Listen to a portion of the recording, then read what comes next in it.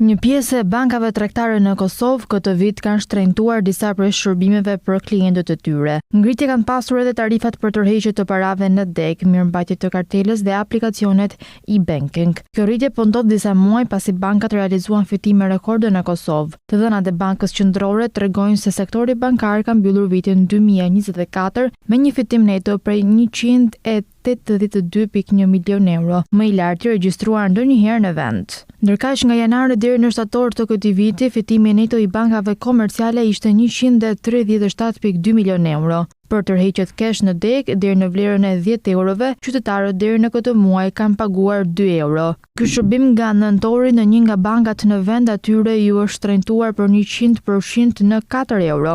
Mirëmbajtja mujore për e-banking individ vitin e kaluar ishte falas, si vjet do të jetë 0.50 cent. Mirëmbajtja vjetore e kartelës Visa dhe Master nga 15 euro është ngritur në 18 nga kjo bank. Ndërkaq një bank tjetër nga 10 cent ka ngritur tarifën në 0.20 cent për njoftime SMS për blerje online dhe merrni SMS me kod verifikimi. Sipas Bankës Qendrore të Kosovës, tarifat përcaktohen nga ana e bankave të cilat janë të detyruara që t'i shpalosin ato në mënyrë transparente dhe t'i njoftojnë klientët e tyre. Pas një analize krahasuese të bërë mes bankave komerciale në Kosovë e në rajon, deri se një pjesë e shërbimeve bankare në vend kanë tarifa më të larta se ato në rajon. Ndryshimet në tarifa kanë ngritur shqetësimet e bizneset. Bankat tregtare në vend kanë të drejtë të rrisin tarifat e shërbimeve nën kushtet kur ndryshojnë kostot e ofrimit të shërbimeve, kur ato bëjnë investime ose kur shërbimet nuk janë standarde. Megjithatë, këto tarifa duhet të jenë transparente.